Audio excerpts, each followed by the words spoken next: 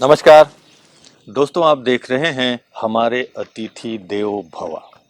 सबसे पहले आप सभी का हमारे इस शो में हार्दिक स्वागत है। दोस्तों, आप जानते हैं कि संसार की जो जनसंख्या है लगभग 750 करोड़ लोग हैं। इतने इंसान हैं, लेकिन अगर इतने इंसान में छांटने जाओ कि अच्छे लोग कितने हैं, जिनके व्यक्तित्व में समाज के प्रति एक अच्छी भावना हो, समाज के लिए कुछ अच्छा कर गुजरने की तमन्ना हो, ऐसे लोगों को अगर हम तलाशने जाएं तो शायद मुट्ठी भर लोग मिलते हैं। कहते हैं ना कि अपने लिए जो जीते हैं एक आम कहानी है। जो लोग अपने लिए जीते हैं उनकी जीवन एक आम कहानी होती है, लेकिन जो संसार के लिए, दूसरों के लिए जीते हैं, विश्व कल्याण के लिए जीते हैं, उसकी जिंदगानी विशेष एक कहानी होती है। दोस्तों आइए, आज मैं आपको एक ऐसे शख्सियत से मिलाने जा रहा हूं जिनके जीवन में, जिनके व्यक्तित्व में ये झलकता है कि वो समाज के लिए, विश्व के लिए कुछ श्रेष्ठ कर गुजरने की तमन्ना रखते हैं। तो चलिए आपको रूबरू कराता हूं, करनाल से हमारे बीच में आए हैं डॉक्टर प्रीतपाल पन्नू जी। प्रीतपाल जी, आपका बहुत बहुत स्वागत है हमारे शो में।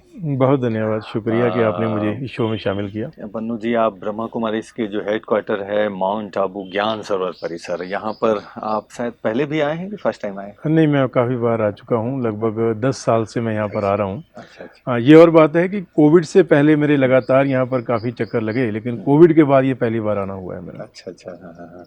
तो ब्रह्मा कुमारी इस परिवार से आप कब से आप संपर्क में हैं? इस सफ़र के बारे में थोड़ा बताएं। तो मुझे लगता है लगभग 10 साल मुझे हो गए हैं, क्योंकि हमारा करनाल में एक कार्यक्रम होता था हारमोनी 2013 में जब हमने किया था। एक हारमोनी के नाम से हमारा कार्यक्रम होता है, जिसमें पूरे देश से जो है कलाकार आते हैं, सामाजिक कार्यकर्ता आते हैं। वो 9 दिन का फेस्टिवल होता है। तो 2013 का जब फेस्टिवल हुआ तो हमने प्रेम बहन जी, जो ब्रह्मा कुमारी सेक्टर 7 की संचालिका है, हमने उनसे अनुरोध किया कि हमारा इस प्रकार का फेस्टिवल हो रहा है और वहाँ बहुत से लोग एग्जीबिशंस भी लेकर आ रहे हैं, तो आप ब्रह्मा कुमारी की एग्जीबिशन लेकर आइए। क्योंकि मैंने किसी जगह देखी थी एग्जीबिशन, तो मुझे अच्छा लगा कि ये मैसेज समाज को जाना चाहिए, प्यार का, भाईचारे का, शांति का जो मैसेज है ये जाना चाहिए। और जो हमारा हारमोनी फेस्टिवल है, तो उसमें पूरे देश से लोग आते हैं। दूसरा, लोकल भी उसमें जो है हजारों लाखों लोग जो है वो विजिट करते हैं 9 दिनों के अंदर, क्योंकि एक पूरा फेस्टिवल होता है। कल्चरल फेस्टिवल, वैचारिक फेस्टिवल, साथ में झूले बच्चों के लिए, वो काफ़ी बड़ा फेस्टिवल होता है। हमने उनसे अनुरोध किया कि आप जो ब्रह्मा कुमारी की एग्जीबिशन है वो हारमोनी में लेकर आइए, क्योंकि हजारों लोग आ रहे हैं, तो उनको भी आपके इस प्यार के, भाईचारे के, शांति के मैसेज के बारे में जानकारी मिलनी चाहिए। तो पहली बार 2013 में सेक्टर 7 जो बीके प्रेम बहन जी हैं, उनके संस्थान की ओर से वहाँ पर एग्जीबिशन लगाई गई और मेरा पहला परिचय जो है एक विधिवत रूप से ब्रह्मा कुमारी संस्थान के साथ हुआ। और उसी साल जो है मुझे जो आर्ट एंड कल्चर विंग का यहाँ पर कार्यक्रम था उसमें शामिल होने का मौका मिला। बस उसके बाद तो ये एक सफ़र शुरू हो गया। हर साल जब भी आर्ट एंड कल्चर विंग का प्रोग्राम होता था, दयाल भाई जी, सतीश भाई जी हमें याद करते थे और हम लोग आते रहे। शुरू में छोटे ग्रुप, 10-15 लोगों का ग्रुप, लेकिन उसके बाद जब शांतिवन में प्रोग्राम हुए तो मुझे कहा गया कि बड़े ग्रुप लेकर आइए। हम 150 लोगों का, 150 कलाकारों का ग्रुप, 200 कलाकारों का ग्रुप, और हम ऐसे ऐसे कलाकारों को लेकर आए जो इंडिया गॉट टैलेंट जैसे कार्यक्रमों के अंदर जो है सम्मिलित हो चुके थे। तो इन सभी बड़े कलाकारों को हम जो है यहाँ पर लेकर आए, तो सभी का बड़ा अच्छा अनुभव रहा। और एक सुखद बात ये रही, अच्छी बात ये रही कि जो भी कलाकार यहाँ हमारे साथ आते रहे, चाहे वो ज्ञान सरोवर में यहाँ पर आते रहे या शांतिवन में आते रहे, और यहाँ के कार्यक्रम में शामिल होने के बाद जब वो वापस जाते रहे तो जो लोकल ब्रह्मा कुमारी के केंद्र से उनके साथ वो जुड़े रहे। ये एक बड़ी अच्छी सुखद अनुभूति हुई कि उन्होंने केवल कार्यक्रम करके वापस जाकर इस नाते को तोड़ा नहीं, उस नाते को आगे जोड़ा और वो नाता आज तक चल रहा है। वाह, बहुत अच्छा। तो भाई इस तरह से ब्रह्मा कुमारी में जो भी आप, जिनको भी आप लेके आए, वो यहाँ से केवल घूमने, कई ज़्यादातर लोग, कुछ ऐसे भी लोग हैं घूमने फिरने आते हैं, यहाँ के सब प्राकृतिक दृश्य का आनंद लिया, बिल्डिंगें ये वो, लेकिन जैसे, लेकिन आप जिस तरह से उन लोगों को लाते हैं, तो क्या पहले से उनको किस तरह से कन्विंस करके लाते रहे? नहीं, कन्विंस करने की ज़रूरत नहीं है। हमारी जो ऑर्गेनाइजेशन है वो बहुत डिसिप्लिन्ड ऑर्गेनाइजेशन है, निफा, national integrated forum of artist and activist, उसका मैं फाउंडर चेयरमैन हूँ। पूरे देश में लगभग 7,000 युवा कलाकार और सामाजिक कार्यकर्ता हमारे साथ जुड़े हुए हैं। देश के 28 राज्यों और केंद्र शासित प्रदेशों में हमारी शाखाएं हैं। तो हमारे साथ जितने भी कलाकार जुड़े हुए हैं या सामाजिक कार्यकर्ता जुड़े हुए हैं, वो जानते हैं कि यहाँ डिसिप्लिन बहुत महत्वपूर्ण है। जो व्यक्ति डिसिप्लिन नहीं है वो हमारे साथ रह ही नहीं सकता। तो जब वो आते हैं तो उनको पहले से ही बताया जाता है कि क्या डू एंड डोंट्स हैं, ये संस्थान कैसा है, इस संस्थान की गरिमा क्या है, यहाँ आकर आपको किस प्रकार का व्यवहार करना है और कैसा व्यवहार नहीं करना है, केवल हम इतना बताते हैं। बाकी वो जो टेक होम लेकर जाते हैं वो स्वयं लेकर जाते हैं। हम केवल ये बताते हैं कि संस्थान के कायदे कानून क्या है जिनका आपको पालन करना है। लेकिन उसके बाद जब वो यहाँ क्लासेज अटेंड करते हैं, लेक्चर सुनते हैं, कल्चर प्रोग्राम करते भी हैं और दूसरों का देखते भी हैं, तो वो स्वतः प्रभावित होकर जाते हैं। हमें प्रभावित करने की जरूरत नहीं पड़ती, वो स्वतः प्रभावित होकर जाते हैं। तो डबल डोज हो जाता है। तो आप पहले से ही आप उनको इतना अच्छा गाइड करके भी लाते हैं और आपके व्यक्तित्व का प्रभाव भी उनको पड़ता है। और यहाँ आने के बाद यहाँ स्पिरिचुअल माहौल मिलता है, तो एक प्रकार से डबल डोज, एक अलग तरह का माहौल। और ये सही बात है कि ब्रह्मा कुमारी में यहाँ जितने भी लोग आते रहे हैं तो कहीं ना कहीं एक नैतिकता का एक बल उनको मिलता तो है। पंडित जी, आपके जीवन काल में हम थोड़ा सा बचपन की ओर चलें कि आपका बचपन कहाँ गुजरा, कैसे गुजरा, किस तरह से आपका हॉबी रहा, इंटरेस्ट रहा और इस मुकाम तक आप पहुँचे हैं, इसके पीछे आप बैकग्राउंड की कहानी थोड़ा सा। देखिए, मेरा एक बिल्कुल छोटा सा गांव है। करनाल से जब आप कैथल की तरफ जाते हैं हरियाणा में, हरियाणा प्रदेश में, तो रास्ते में एक गांव आता है महमल थरोटा, बस्तली के पास। महमल थरोटा गांव में मेरा जन्म हुआ। वहीं के सरकारी स्कूल में मेरी शुरुआत की शिक्षा हुई। लेकिन जब लगभग तीसरी क्लास में था तो हम लोग करनाल में शिफ्ट कर गए। शहर में हमारा मकान था अपना, तो वहाँ पर शिफ्ट कर गए हम लोग। और वहीं से जो है मेरा सफ़र जो है वो सामाजिक सफ़र शुरू होता है। और इसमें सबसे बड़ा योगदान मेरी माँ का रहा है। अच्छा। क्योंकि मेरी माँ जो थी, जब मेरी कंघी किया करती थी, जूड़ा किया करती थी, तो आम बच्चों की तरह मैं भी भागता था कि मुझे नहीं करवानी। तो फिर वो मुझे लालच देती थी कहानी सुनाने का। तो मैं कहानी के लालच में बैठ जाता था कंघी कराने के लिए। पर मेरी माँ मुझे जब भी कहानी सुनाती थी वो मुझे फैंटेसी कहानियाँ नहीं सुनाया करती थी, फिल्मी कहानियाँ नहीं सुनाया करती थी। शहीदों की, देशभक्तों की, महापुरुषों की, गुरुओं की, वो ऐसी कहानियाँ सुनाया करती थी जिनका मन पर बहुत गहरा असर हुआ, बहुत गहरा असर हुआ। मेरा बचपन जो है वो मुझे लगता है कि मेरे वर्तमान से भी ज़्यादा क्रांतिकारी था। मैं जब 10.5 साल का था तो घर से निकल गया था बिना घर वालों को बताए। 3 महीने में घर से बाहर रहा। महापुरुषों के पास रहा, वहाँ गुरबानी की संध्या ली। घर वालों को पता नहीं कि वो मुझे ढूंढ रहे हैं कि मैं कहाँ हूँ, लेकिन मैं आनंद मगन वहाँ गुरबानी की पाठ की संध्या ले रहा था। 10.5 साल की उम्र में मैंने पाठ की संध्या ली। जब मैं 11 साल की उम्र का था तो दिल्ली में एक मोर्चा लगाया गया, जो है उस समय कुछ मांगों को लेकर, जो एक ह्यूमन राइट्स की डिमांड्स थी। मैंने उस मोर्चे में जाकर गिरफ्तारी दी। मैं 15 दिन तिहाड़ जेल में रहा 11 साल की उम्र में। तो ये जो विचारधारा थी कि समाज के लिए कुछ अच्छा करना है, गलत होते हुए को नहीं देखना और उसका विरोध करना है, ये बचपन से मेरी माँ की शिक्षा और जैसा मेरा बचपन बीता वहीं से आता गया। और ऐसा ऐसा ऐसा जब फिर हम कॉलेज में गए तो कॉलेज में हमने फिर एक युवा सद्भावना समिति बनाई कि कॉलेज के बच्चों को लेकर हम लोग जो है कुछ काम करेंगे। करनाल में एक उस समय एसपी, एडिशनल एसपी आए थे, राजवीर देसवाल, बाद में वो एडीजीपी रिटायर हुए। तो उनके साथ मिलकर हमने नकल विरोधी अभियान चलाया, नशे के खिलाफ साइकिल रैलियां निकालनी, गरीब बच्चियों की शादियां करवानी, ये सब हम लोग करते रहे। बाद में मैं जॉब में आ गया, सरकारी जॉब में आ गया। और जॉब में आने के बाद कुछ समय के लिए ठहराव रहा सामाजिक गतिविधियों का। लेकिन जैसे ही मैं जॉब के अंदर सेटल हो गया, क्योंकि मेरी जॉब फील्ड जॉब थी, मैं LIC में एज ए डेवलपमेंट ऑफिसर था, विकास अधिकारी था। तो जैसे ही मेरी जॉब सेटल हुई मुझे लगा कि अब जो है मेरे पास समय है, तो मैंने दोबारा से फिर अपनी उन गतिविधियों को रिवाइव किया। वर्ष 2000 में जो निफा है, जिसको आज मैं बता रहा हूँ कि आज 28 राज्यों में काम कर रही है, इस संस्था की मैंने शुरुआत की। मेरे साथ निफा मतलब क्या, फुल फॉर्म क्या होता है? इसकी फुल फॉर्म है national integrated forum of artist and activist. हम आर्ट और एक्टिविज्म को क्लब करके चलते हैं, क्योंकि मेरा ये मानना है कोई भी आर्ट तब तक व्यर्थ है जब तक उसके अंदर एक्टिविज्म नहीं है। केवल मंच पर जो है एक फूहड़ डांस करने से या एक फूहड़ अभिनय करने से आप कला को प्रमोट नहीं कर रहे। अगर आपकी कला कोई अच्छा मैसेज नहीं दे रही, समाज को सही रास्ता नहीं दिखा रही, तो वो कला बेकार है। सही बात है। तो हमने ये बातों को रखकर कि हमें कला और एक्टिविज्म दोनों को, सामाजिक गतिविधियों को क्लब करके चलना है। हमारी सामाजिक गतिविधियों में कला हो और हमारी कला में समाज के लिए संदेश हो। तो ये जो है बचपन से लेकर बहुत सुंदर कॉम्बिनेशन है। और ये बहुत, मुझे नहीं लगता कि ऐसी संस्थाएं और बहुत ज़्यादा नहीं है, बहुत गिनी चुने होंगे। और जिसमें से आपका, वो कहते हैं ना, कलाकार वास्तव में समाज को एक दिशा देने वाला एक संदेश वाहक तो है। तो जिनके कला में अगर कलाकार जिनके कला में अगर समाज को दिशा नहीं दो तो कलाकार नहीं बल्कि कलंकार वो है। कलंकार है, बिल्कुल ठीक कह रहे हैं, ये मुझे बिल्कुल ठीक लगता कह है। रहे हैं, और बिल्कुल ठीक आजकल कह रहे हैं। कलाकार कम कलंकार ज्यादा दिखाई देते हैं समाज में, और फॉलोअप भी उसके दिशा में जा रहे हैं।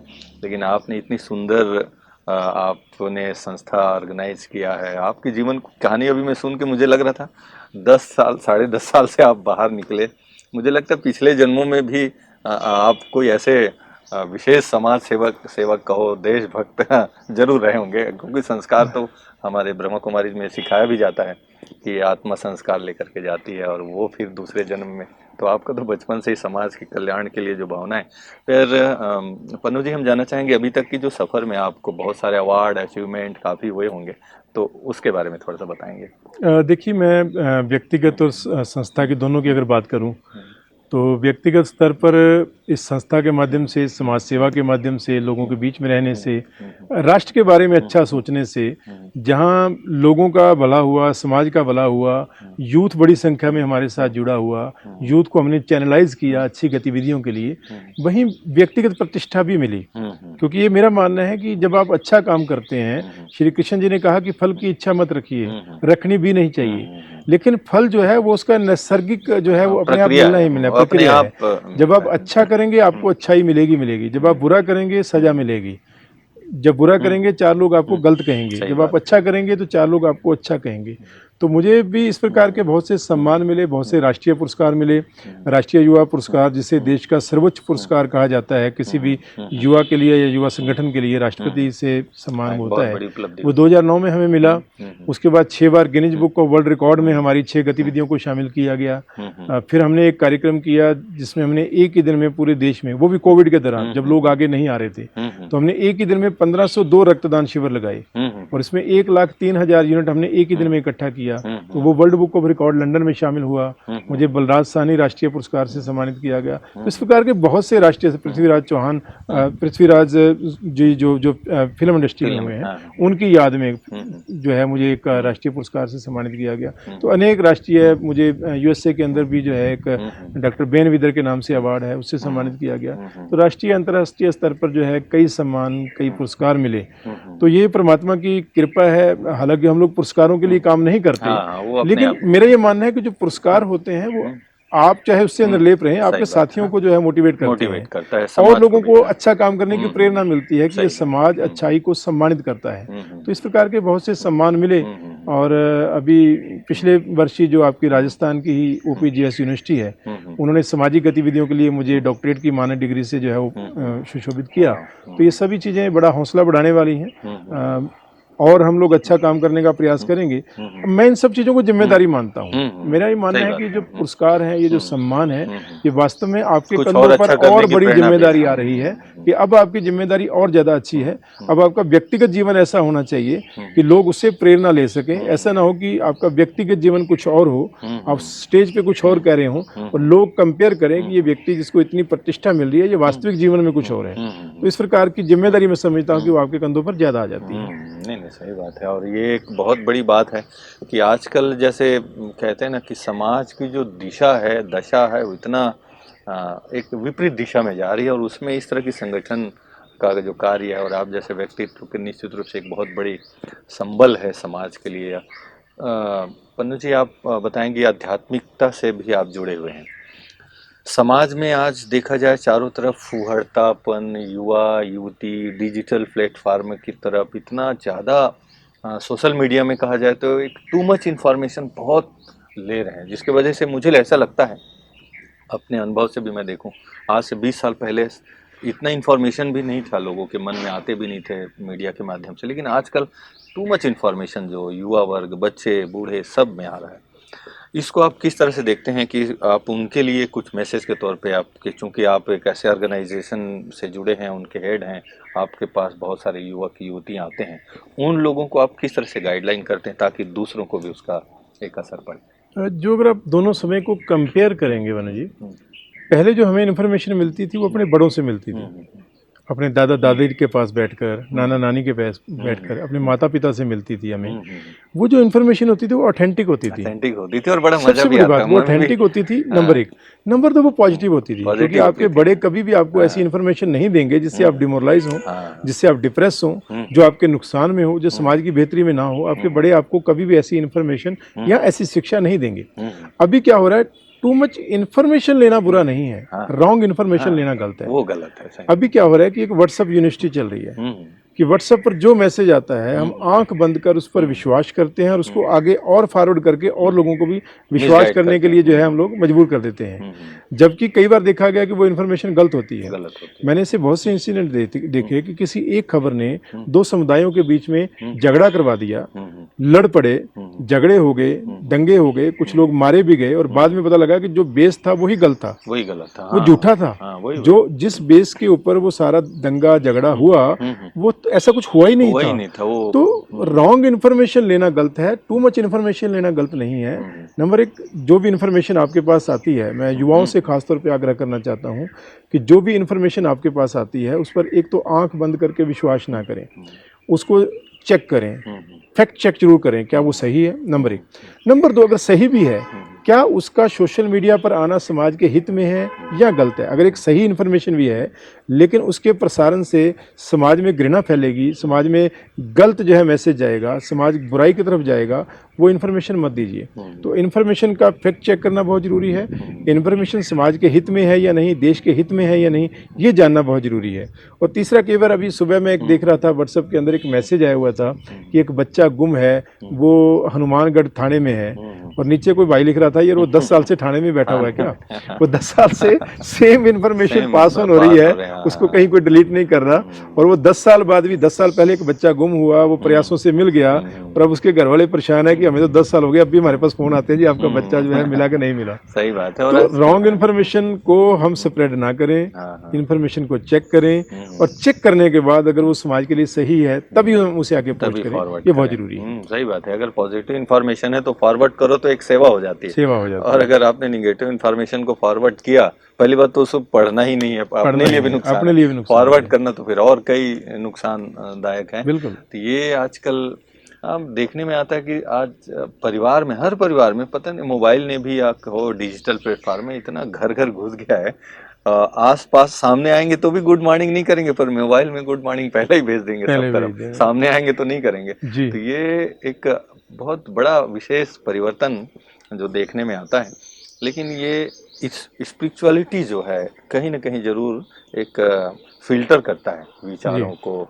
तो ब्रह्मा कुमारी इसके ज्ञान से जो हमने जो सीखा है, आप भी महसूस करते होंगे। तो अभी युवा वर्ग जो काफ़ी देख रहे हैं, बच्चे बूढ़े, उनके लिए स्पिरिचुअलिटी को किस तरह से अपनाएं, इसको अपनाने से क्या बेनिफिट होगा उनके लाइफ में, इस पर आप थोड़ा सा प्रकाश डालें। देखिए, स्पिरिचुअलिटी जो है, इसके बेनिफिट्स की लिस्ट जो है आप बनाना चाहें तो पूरी नहीं कर पाएंगे। मल्टीपल बेनिफिट्स हैं, व्यवहारिक दृष्टिकोण से भी, आध्यात्मिक दृष्टिकोण से भी, धार्मिक दृष्टिकोण से भी। और अगर हम लोग जो है जन्म मरण में यकीन करते हैं और ये यकीन करते हैं कि इसके जन्म के बाद कोई अगला स्वर्ग हमें मिलने वाला है या अगला जीवन हमें मिलने वाला है, उस दृष्टिकोण से भी स्पिरिचुअलिटी का बहुत महत्व है जी।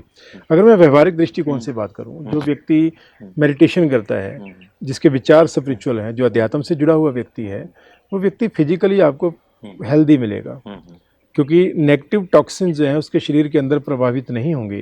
नेगेटिविटी उसके शरीर के अंदर जो है उसकी नसों को खराब नहीं करेगी, वो व्यक्ति हेल्दी रहेगा। नेगेटिविटी बहुत सी बीमारियों की जड़ है, ये मेडिकल साइंस भी मानती है।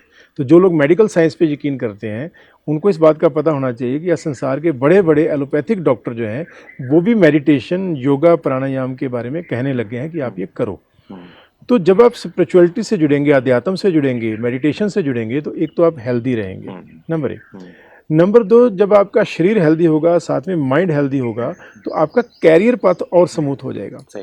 आप साइंटिस्ट बनना चाहते हैं, आप डॉक्टर बनना चाहते हैं, आप आईएएस बनना चाहते हैं, आप आईपीएस बनना चाहते हैं, आप ज़िंदगी में बड़े बिजनेसमैन बनना चाहते हैं, आप अब्रॉड जाकर सेटल होना चाहते हैं, इन सब के लिए ज़रूरी ये है कि आप उस फील्ड के अंदर जो है एक्सीलेंट करके दिखाएं, ताकि आप बेहतर तरीके से वहाँ पर जा सकें और उस फील्ड में जाकर एक्सेल कर सकें, शाइन कर सकें। वो कब होगा? जब आपका मन शांत होगा, आप शांत मन से अपने उस फील्ड के ऊपर कंसंट्रेशन कर पाएंगे। सफलता के लिए कंसंट्रेशन का होना बहुत ज़रूरी है और स्पिरिचुअलिटी आपको कंसंट्रेशन देती है। तो व्यक्तिगत बेनिफिट हैं, शरीर के बेनिफिट हैं और समाज के लिए बहुत बेहतर है। देखिए, आप एक चीज़ नोट कर लीजिए, समाज में आज जो घृणा फैल रही है, कभी हिंदू सिख, कभी हिंदू मुस्लिम, कभी सिख मुस्लिम, इस प्रकार की जो बातें समाज में हो रही हैं, ये आपको आध्यात्मिक जगत में देखने को नहीं मिलेंगी। जो जेन्युइनली स्पिरिचुअलिटी से जुड़े हुए हैं, जो दिखावा कर रहे हैं, मैं उनकी बात नहीं कर रहा। जो लोग वास्तव में स्पिरिचुअलिटी से जुड़े हुए हैं, जिनको हर जीव के अंदर, जैसे ब्रह्मा कुमारी जी का संदेश है कि हम सब आत्माएं हैं, हम उस रिश्ते से भाई बहन हैं, हम सब आत्माएं हैं। जिस व्यक्ति को ये वाला फंडा समझ में आ गया कि ये सामने जो मुस्लिम है, मैं हिंदू हूँ, इसके अंदर भी आत्मा है और मेरे में अंदर है, ये बाहरी आवरण है, अदरवाइज हम लोग सेम हैं, झगड़ा नहीं होगा। सही बात है। ये सिख है, ये ईसाई है, झगड़ा नहीं होगा। झगड़ा कहाँ होगा? जब आप उस चीज़ को नहीं समझ पाएंगे। तो स्पिरिचुअलिटी समाज के लिए बहुत बेहतर है, स्पिरिचुअलिटी राष्ट्र के लिए बहुत बेहतर है। आप महसूस कीजिएगा, जितने भी वर्ल्ड की टॉप पावर्स हैं, उनकी सेनाओं को स्पेशल मेडिटेशन के सेशन करवाए जाते हैं। क्यों करवाए जाते हैं? जहां उनको लड़ना सिखाया जाता है, जहां उनको मार्शल बनना सिखाया जाता है ताकि वो दुश्मन के साथ लड़ सकें, वहां उनको स्पिरिचुअलिटी इसलिए सिखाई जाती है कि एडवर्स हालात में उनका मानसिक संतुलन जो है वो बना रहे। नॉर्मल हालात में मेरा मानसिक संतुलन अच्छा है, लेकिन जब मुझे पता है कि चारों तरफ से बम आ रहे हैं, गोलियां आ रही हैं, इधर भी लाश पड़ी हुई है, उधर भी लाश पड़ी हुई है, बीच में ब्लड आ रहा है, उस समय माइंड स्टेबल आपका कब रहेगा? जब आप स्पिरिचुअलिटी से जुड़े हुए हैं, जब आप अध्यात्म से जुड़े हुए हैं, जब आप मेडिटेशन से जुड़े हुए हैं, जब आप जीवन मरण को एक प्रक्रिया समझते हैं, सिर्फ जीना ही नहीं चाहते, मरने से डरते नहीं हैं, तो उस समय आपका माइंड स्टेबल रहेगा। और एक स्टेबल माइंड का सोल्जर जो है वो ज़्यादा अच्छे से लड़ सकता है। तो राष्ट्र के लिए बहुत अच्छा है। राष्ट्र के लीडर जो है अगर स्पिरिचुअलिटी से जुड़ेंगे, राष्ट्र के लिए अच्छा करेंगे। तो मुझे लगता है कि हर व्यक्ति को अध्यात्म के साथ, स्पिरिचुअलिटी के साथ, मेडिटेशन के साथ, इन सब अच्छी चीज़ों के साथ जुड़ना चाहिए। ये उसका व्यक्तिगत बेनिफिट भी करेगी, समाज का भी भला करेगी और राष्ट्र का भी भला करेगी और पूरी मानवता का भी भला करेगी। हम लोग एक नारा देते हैं, हमारे यहाँ क्या नारे मशहूर हैं? भारत माता की जय। मैं भी कहता हूँ, बड़ी खुशी से कहता हूँ, भारत माता की जय। पाकिस्तान वाले जय पाकिस्तान बोलते हैं, अमेरिका वाले जो है वो जय अमेरिका, हेल अमेरिका बोलते होंगे, ठीक है, वो सब बोलते हैं। हम कहते हैं ये सब नारे अच्छे हैं, होने चाहिए अपनी मातृभूमि के बारे में, लेकिन एक नारा जय जगत का भी होना चाहिए। जय जगत होना चाहिए। जी, क्या बात है। डॉक्टर एस एन सुब्बाराव जी ने ये नारा दिया था कि जय जगत का नारा होना चाहिए, पूरी दुनिया की जय हो। हम सब इंसान हैं, सब भाई हैं, रंग रूप हमारे अलग अलग हैं, कल्चर्स अलग अलग हैं, थोड़ा बहुत हमारा जो है देखने में फर्क है, लेकिन अल्टीमेटली हम आत्माएं हैं उस परमात्मा की भेजी हुई, परमपिता परमात्मा की। तो जय जगत का नारा भी होना चाहिए। वाह भाई, क्या बात है, जय जगत। बहुत अच्छा नया शब्द सुनने को मिला मुझे भी और दिल को टच कर गया ये शब्द, और बहुत अच्छी बात है। ये आती है लेकिन स्पिरिचुअलिटी से ही आएगी, स्पिरिचुअलिटी से नहीं आएगी। तो आप इतना सुंदर सुंदर बातें बताए पन्नू जी, हमें लगता है कि हम सुनते ही रहें, लेकिन समय की अपनी सीमा है और फिर आपसे मुलाकात होती रहेगी। आपका बहुत बहुत शुक्रिया। बहुत शुक्रिया, धन्यवाद। ओम शांति। तो सुना दोस्तों, आज का ये सुंदर एपिसोड जिसमें हमने ये महसूस जरूर किया होगा कि हमें समाज के लिए, देश के लिए, विश्व के लिए कुछ अच्छा करना है ना। अच्छा करने के लिए अच्छा विचार चाहिए, अच्छा कर्म करने की प्रेरणा चाहिए। वो मिलेगी कहाँ से? वो मिलती है स्पिरिचुअल पावर से। कहीं ना कहीं अध्यात्म रूप से हर आदमी जुड़ा तो है, कहीं कहीं धार्मिक ज्ञान, धार्मिक बातें सब सुनते हैं, लेकिन जीवन में हो ये कहीं न कहीं कुछ कमियां जीवन में आती है। लेकिन उसको भरने के लिए कंटिन्यूटी, लगातार आध्यात्मिक से जुड़े रहें। और जो आप चाहते हैं, जो आपका लक्ष्य है, जीवन में खुशहाल बने रहें, आप अपने प्रोफेशन में भी एक अच्छी दिशा में आपका जीवन जाए, तो इसके लिए आइए आप भी आध्यात्मिक ज्ञान से जुड़िए, किसी भी तरह से, किसी भी संस्था से। तो आपका जीवन निश्चित रूप से खुशनुमा, सुख शांतिमय जरूर होगा। यही शुभकामना के साथ फिर मिलते हैं एक अगले प्रोग्राम में, एक अगली कड़ी में, एक नए मेहमान के साथ। तब तक के लिए दीजिए मुझे इजाजत। नमस्कार। ओम शांति।